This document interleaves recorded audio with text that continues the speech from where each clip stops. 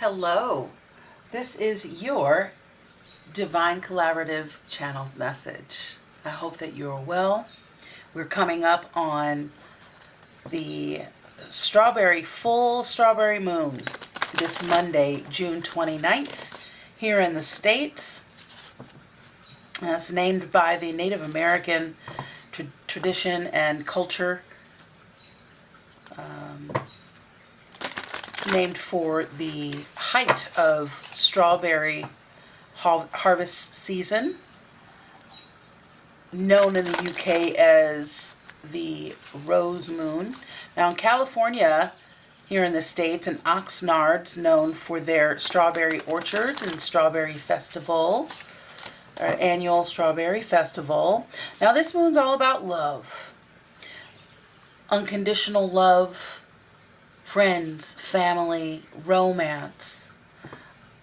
It's also about emotional renewal, personal growth. So this is a great time for mindset training. It's all about the fruitfulness of life, the sweetness of life. This is a great time for gratitude lists, mantras, affirmations, and the 369 method. So look that up. If you don't know what that is, definitely look it up. I also talked about it in the previous video. Shared a little bit about that too. Strategies around that. Now, the downloads that I've received for this reading are savor the isness. The resonation with your isness, your beingness, less doingness, more allowing and receptivity to what is here for you. Release any pretense, the way it looks, the way things look to others, in an authentic way. Worrying about that. In the grand scheme of things, none of that matters. Now, while I'm shuffling your angel cards, I've already got imagination. Let's see what else comes out. Your purpose, those of you looking for your purpose or where it's going next or what's going on, you're being called to focus on being in the flow, the momentum of what is your fulfillment, your desire, while in tandem helping others, your contribution to the whole, and ultimately what's lucrative for you. So if you can zone in on the things that are fulfilling for you, contributing to the whole, and lucrative, that will be very fruitful for you.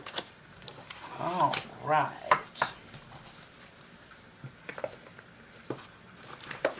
Right off the bat, we've got imagination.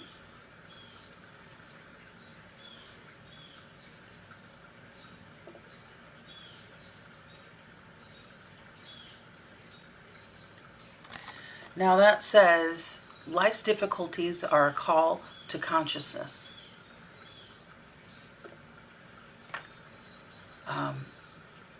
A grace-inspired event that challenges us to reach beyond limited thinking. So whenever I have been met with a challenge, when things are seen like my flow has been stagnated somehow, some way,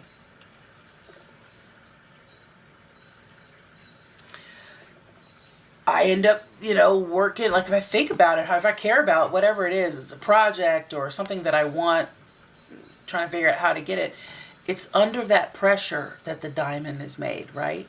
So it's under that pressure that, you just become a little bit more resourceful.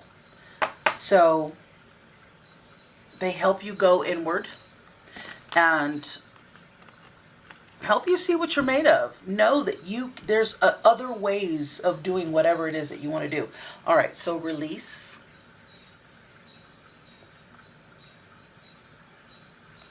I think we got this in the last one. Let go. When we release our attachment to the outcome, we allow the power of grace to work its magic. When we release our attachment to the outcome, we allow the power of grace to work its magic. This message about releasing attachment to the outcome has been consistent in the past couple of readings. Illumination.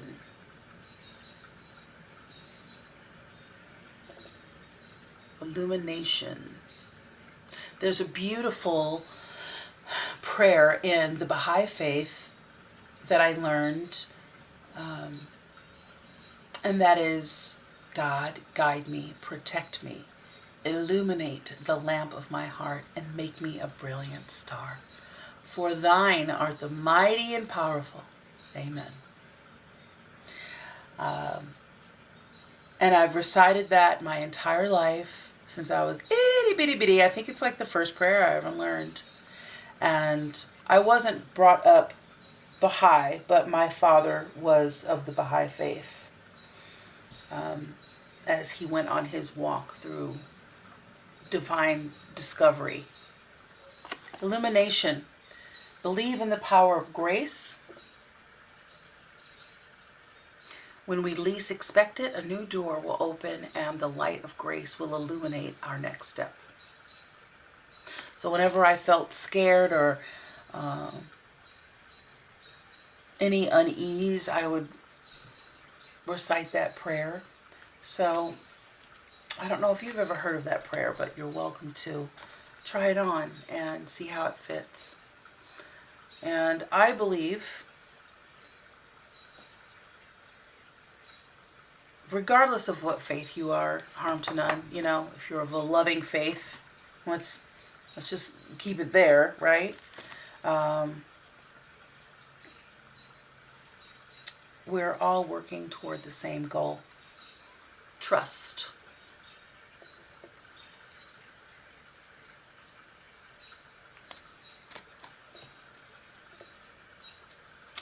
The more we follow our intuition, the more we'll find that the right doors open to assist us in fulfilling our life's purpose. And I find that so wonderful and appropriate for this reading, because our life purpose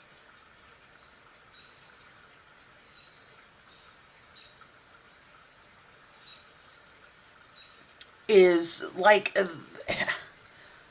the, let's just say, title of the reading. I don't know if I'll title it that, but I'm just saying, like,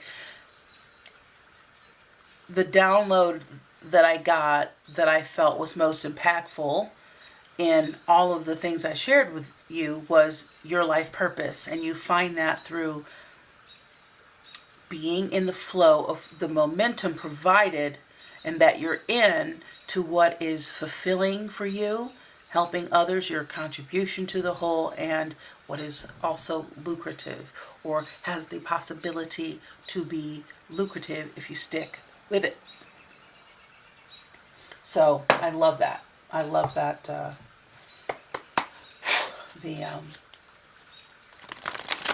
synchronicity with that, the alignment with that. And I saw yin came out. So that's that receptivity, being less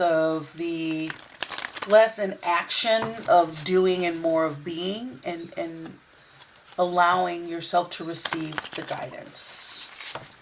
Now, it's not to say sit home and twiddle your thumbs, but enjoy the mundane moments. Find fun in them. Like, I gotta do some laundry today, and I'm gonna make it fun. I'm gonna put on some music or my favorite podcast and just get in the groove and get her done. And that's where the sweetness of life is. Alrighty. Now we have mending. This came out in the previous reading, and that is that healthy relationships, there's a give and take. It takes two to tango. And where you need to be accountable and work to acknowledge and mend some fences. And what do we have? What did I say? Yin on the bottom of this deck. That's the number 2. Number 2 is all about cooperation and your intuition, such as this card says, the more that we follow our intuition, the more we'll find that the right doors open to assist us in fulfilling our life purpose. So a lot of synchronicity here. Now that's in the underlying messages. That should be the help you tow your way through this time. And be flexible. Be flexible, baby. Maybe you need to work on your flexibility. New life. I love when this card shows up. New life. Reminds me of the World card. Not for you.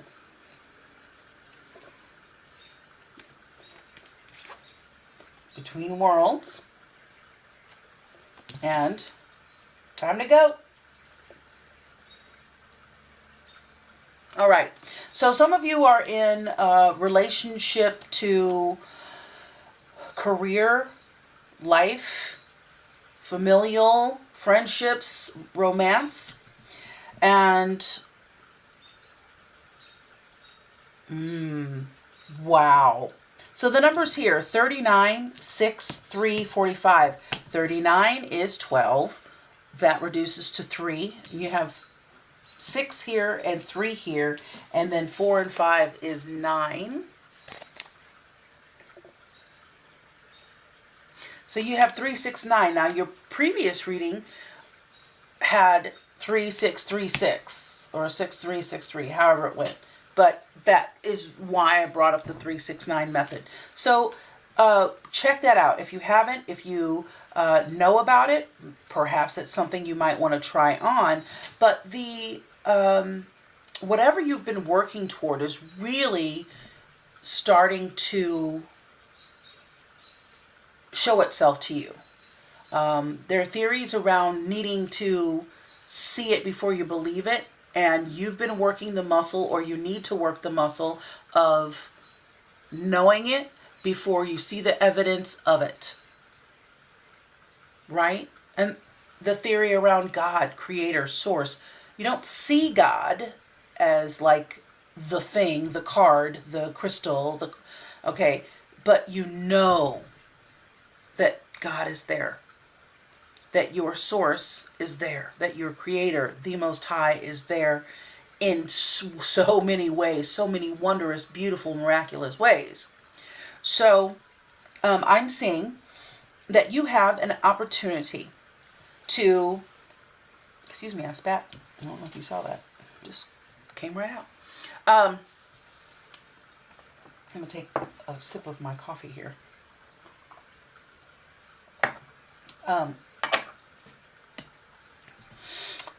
But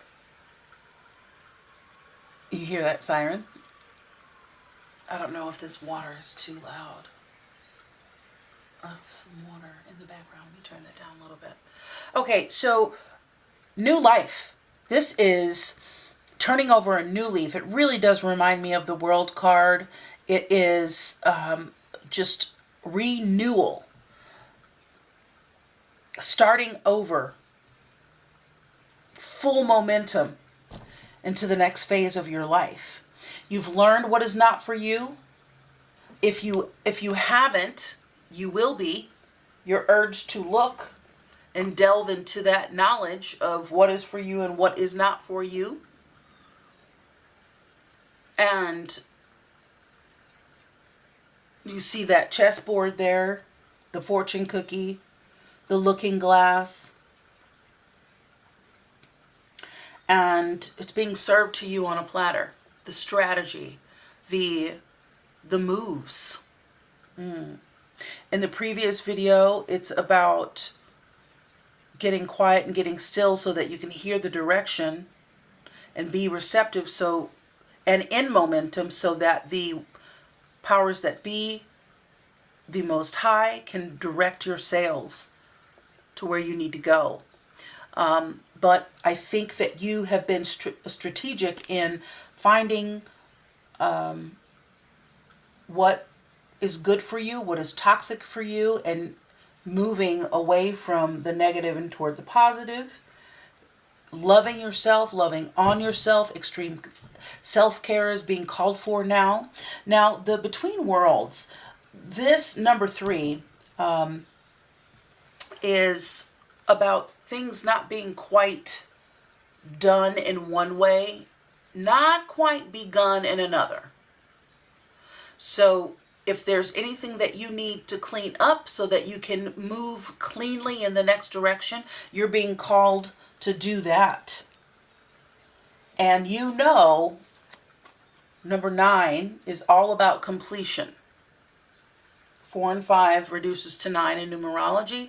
It's all about completion, lessons learned, integrated into your new understanding, the end of cycles. It also indicates spiritual wisdom, inner wisdom.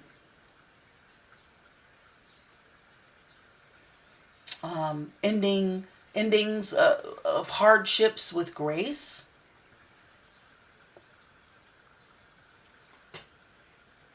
And so you know when to hold them, fold them, walk away, and most importantly, know when to run.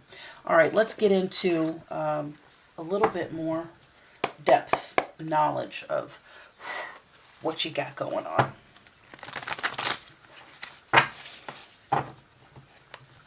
Let's see what these individual messages look like a little bit more in depth and closely. Bottom of the deck, 10 of Cups.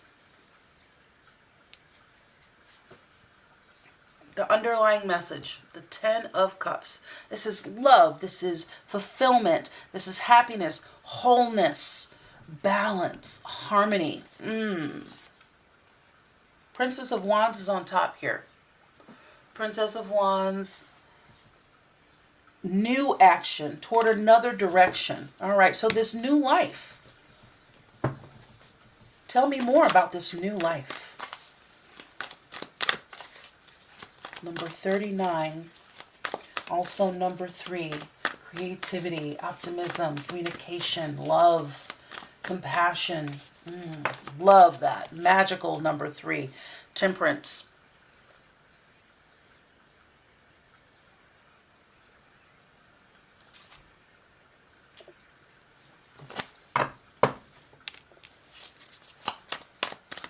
This is something carefully curated that you've been working toward. Again, balance. You've been waiting. Balancing your emotions, becoming very emotionally balanced. Your intuition, you've been following your intuition. Unsure as you may have been, you've been heading in the right direction. This is a nurturing mother. Scorpio, Pisces, Cancer energy, Sagittarian energy with the Temperance card. Okay, what's not for you? What's not for you? Let's get some more clarity on that. Number 6 is love, responsibility, balance, nurture, agape love, romantic love. Agape love is love of just a general love for humanity, people, your friends. This is a collective group. What's standing out to me is not only the 3 figures that are well illustrated, all feminine energies, but look at the shadow energy. Not for you. Know when to hold them, fold them, walk away, know when to run. Some romance. There's romance in the background. And some hobnobbing, socializing. But there's a group of people here that you've chosen to walk away from, that you've noticed or that you need to notice to walk away from. I feel like that's tying in with the between worlds. Not quite everything's been put out and talked about. So there's still some things. Let's talk about between worlds. What's that regarding? Okay, right off. Old relationships. And I have to say, what's standing out for me is this couple here. And so that doesn't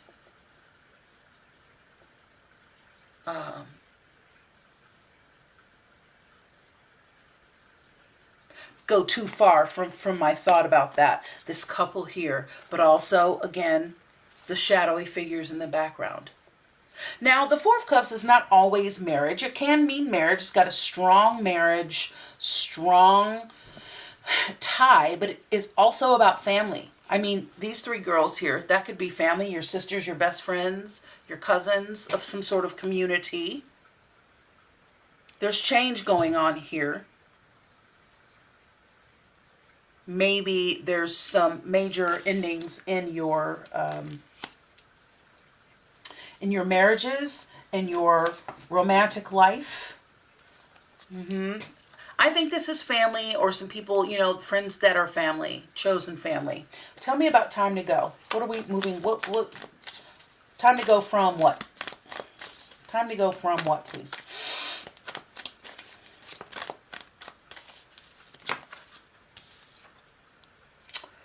Toxicity. Someone's got a toxic family or group of people that just was not filling their cup anymore. So whatever ties that you need to cut with these institutions is really, really important. There's some strategy that, sometimes if you're in a toxic situation that you have to implement in order to healthily move away from things. Maybe there was some falsehoods and not quite integral goings on behind your back that you don't know of, or that you did know of, that you couldn't really prove per se. You have maybe some receipts and it's just very convoluted and a lot. And it's like, this is toxic. I'm moving away. I'm starting this new life. And you've done that by self-love and using your intuition. Sticky situation. On the top of the deck is the Ten of Pentacles. Now we started this reading with, at the bottom, the Ten of Cups. And moving toward the Ten of Pentacles. Because you've got to wipe that slate clean in order to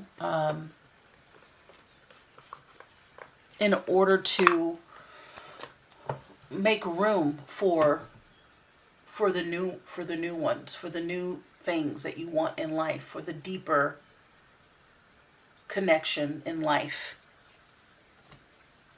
All right, I'm going to continue this reading in a part 2. So meet me over that. We'll find out who the players are in part 2. So we'll see you over there.